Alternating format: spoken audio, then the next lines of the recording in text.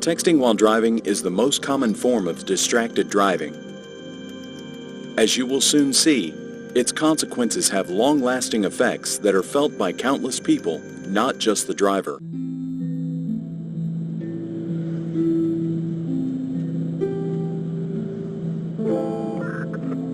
My name is Grant Hendricks. I'm a trooper with the Missouri State Highway Patrol.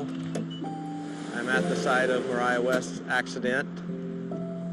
Mariah's vehicle traveled across this median and ended in striking the bridge that you can see behind me. When I got to the scene, her face was disfigured from sliding down the roadway. It's funny, the first thing I noticed about her was her shoes. Lying in the roadway in a large pool of blood, I noticed her shoes, and I thought, this is a young girl. That's the first thing I thought when I saw this. And at that point is when I noticed her cap and gown was still in her car. She was going to graduate the next day. It was just a really horrific scene, all because of a senseless text message.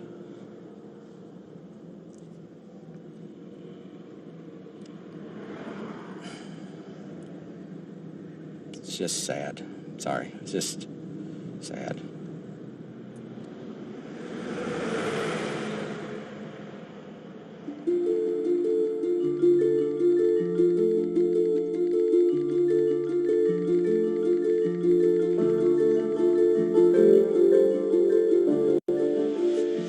Ashley would text hundreds of messages every day. That was the way we kept in touch. This is my sister. She was looking at my message that I had just sent her. When she looked up, she had clipped the median on the left-hand side of the road. Her truck flipped, and as it was flipping, she was actually ejected through the driver's side door, and she landed in the ditch about 300 feet from her truck. People will tell you over and over again, it's not your fault. But knowing that you were the person that she was talking to when she was killed.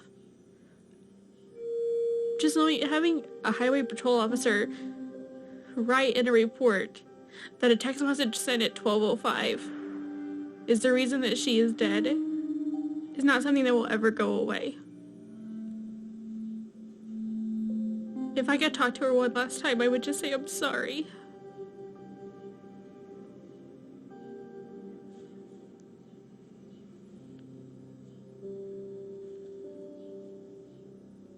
This is her cell phone that she used in the accident. 4 little letters. That's what killed her. You never really think about it, but people associate drinking and driving as a dangerous thing. Your vision's impaired, your judgment's impaired. But if you look at texting and driving, your vision's not even there. You're not even looking at the road.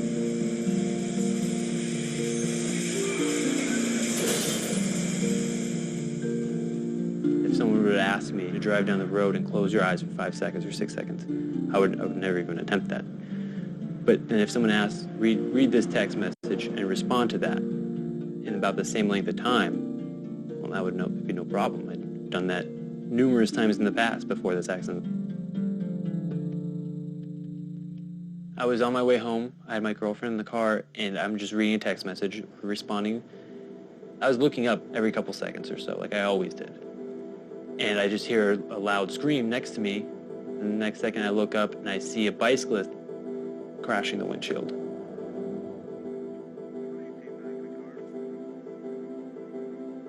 When I got out of the car, he didn't have a pulse, he wasn't breathing. He wasn't alive. There are no words to describe the level of grief, the level of depression and self-hatred I was going through. My first year of college, I just remember one girl recognizing me and saying, oh, I remember hearing about you. You're that guy who hit the bicyclist because you were texting and driving. That was actually the day before I ended up going to the hospital for emotional problems. I sent one stupid, meaningless text, LOL, and killed the man.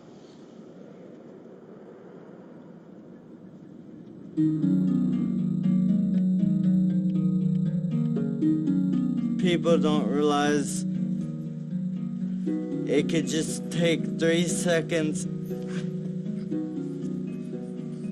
I was going to the movies and the car just went directly into a tree and it was a direct collision. I was the passenger. I collided with the tree on my right temple and I was declared dead on the scene 3 times. I used to be able to drive. I used to be able to go for walks. I used to be able to run around town by myself. I used to have a job. I was normal. And all this, I cannot do anymore because they had the text. This is the text message that changed my life forever.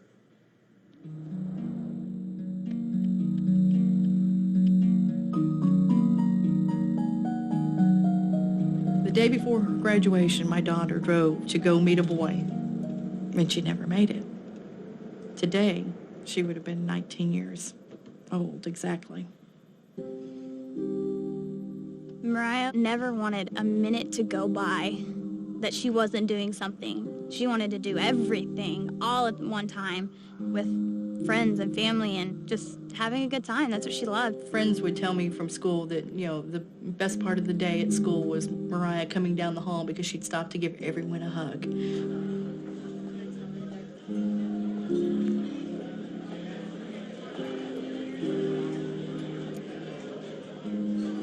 Okay, guys, in honor of Mariah. Happy birthday to you. Happy birthday to you. Happy birthday, dear Mariah. She had met a guy who played baseball, and one evening she just spontaneously got in her car and said, "Hey, I'm gonna come watch his game." He was texting her to tell her directions of where she needed to go. And I guess she just looked away for too long. Where are you at, Like that was it. One of her friends had no idea that she had been in an accident, so he kept texting. We ended up having to send him a text back to say, please stop. She's in critical condition in the hospital, and we don't know if she'll even make it. She always worked her magic, and still to this day, without her being here, she's so much still a part of our lives every day. She was our sunshine. She really was.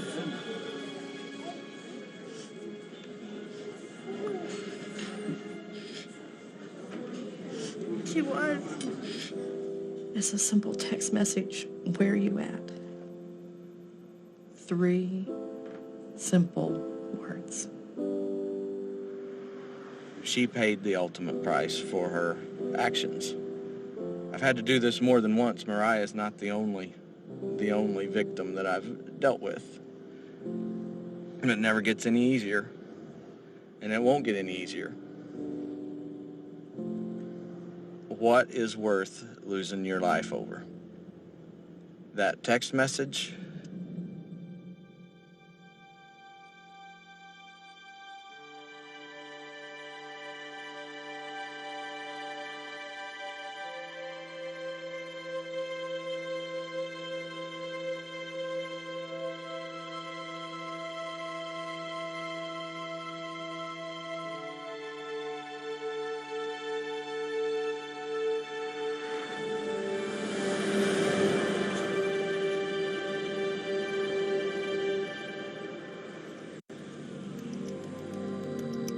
As you learned in the previous module, drunk driving is distracted driving.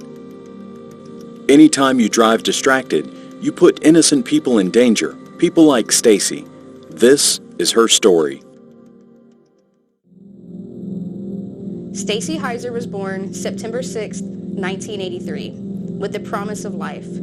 She captivated all who met her.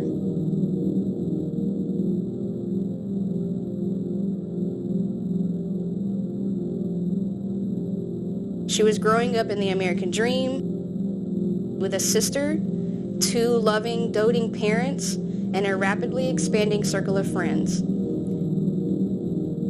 As she was growing up, she did the normal things, like hanging out with her friends. She went to dances.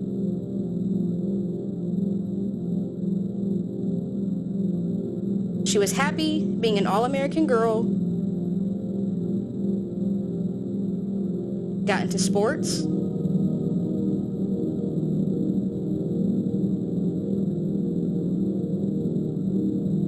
Stacy went to prom, preparing to graduate high school and enter the adult world. Until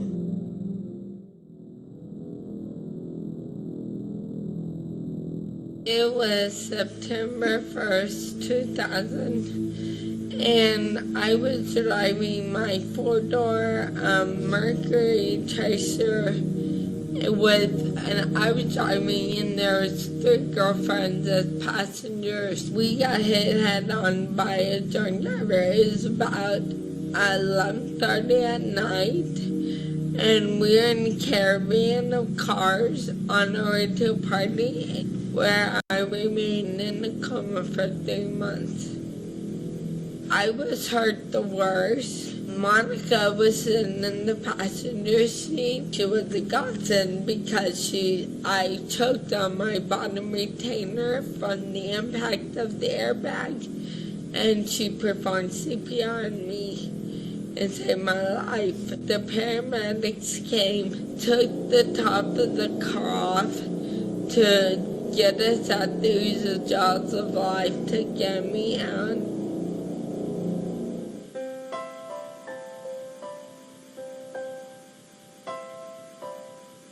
It's not over, that I want everyone to know that it's not done. Like, it happened 15 years ago, but I still struggle on a daily basis, that I still have pain in both my shoulders and my knees, and I have balance issues and fall all the time. Still, after 15 years, and people still think I'm drunk when they hear me talk over the phone. And it's such a horrible experience. Just takes that one little second, and that's a lifetime. They need to be aware when they're driving how just looking away for a few seconds, it can change somebody's life. Drivers with alcohol concentrations at or above 0.08 have been involved in about 1/3 of all traffic fatalities for the last 3 decades. Drunk driving crashes continue to claim about 10,000 lives on U.S. roads every year. That's more than 1 death every hour of every day. That is also enough to underscore the importance of renewing efforts to end impaired driving of all kinds. When it comes to the 4 Ds, drunk, drugged, drowsy, and distracted driving, education is one way to affect cultural change. Most adults reach 0.05 after 2 to 3 drinks. At that level, crash risk is 40% higher than at 0 alcohol concentration. Why take risks? Plan ahead for that safe ride home. Remember, your driving concern is our driving concern. But for the last 17 years, something happens every single day that I cannot fix. I cannot get past. And there's no training, and there are no words to fix or make better. My day starts this way every single day. My phone rings, and I pick it up and I look at it. It's in my office. I know it's important. And they call me, and they tell me, about to send you an email. Okay. There's been a crash somewhere. And there's a name inside that email. And an address to go with it. So I get that notification. a verified address, and in turn I'm tasked with something. I got to go make a death notification. So I get in my car, and I drive across town or wherever I need to go to this address, and I pull up in front of this house, and I've been doing this the same way for the last 17 years. I pull up in front, and I stop, and I verify I'm at the right spot. Check the house number 15 times. And then before I get out of my car, I pray to our Lord above and say, Dear Lord, let this be the day I'm dreaming. Let today be the day we can make a difference. And I hope to wake up, and I don't. I know I'm wide awake. So I get out of my car, and I walk to that door. I check the address, and there it is. As I walk from my car to that door, it's the longest walk I take that day. I can feel every step pound underneath my boot all the way into my ears as I walk up to that door. When I get there, and I take a minute before I get there to the door, I stop and I collect myself. And then I knock.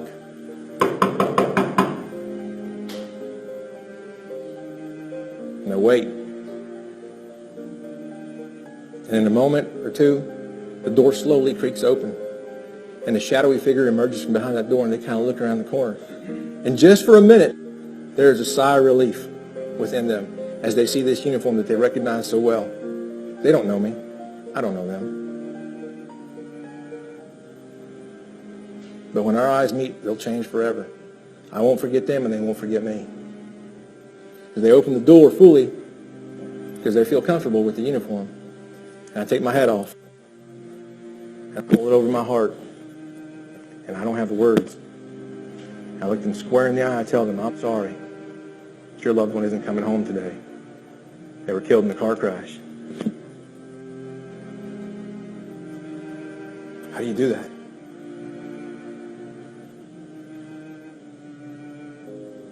How do you tell somebody that? Do you want to be behind that door? Or we drive like we take a shower? So I'll leave you with this.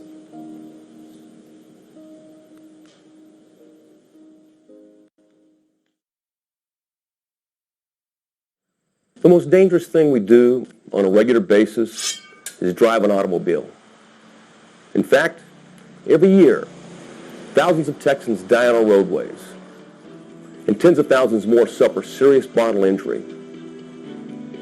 And every day our troopers see the tragic results of distracted driving on our roadways. And in some cases, they even become the victims of drivers who aren't paying attention. Last year alone, 19 Texas state troopers were parked on the shoulder of a highway, were struck from behind by distracted drivers. It is important to remember that driving is both a privilege and a responsibility, and it requires our undivided attention. Unfortunately, we know that too many drivers do not have the self-discipline to refrain from reading or typing on their phones while driving, or engaging in other activities that distract them from driving, such as eating or putting on makeup. But as you've seen today, even the slightest distraction can have devastating and tragic consequences. It is our hope that each time you get behind the wheel, you remember the people who have shared their lives and their loss with you in this video. Make a commitment today to eliminate all distractions in your vehicle, including anything that takes your eyes off the road, hands off the steering wheel, or attention away from driving. Those simple but consistent choices may very well save a life, including your own. Thank you, and please drive safely.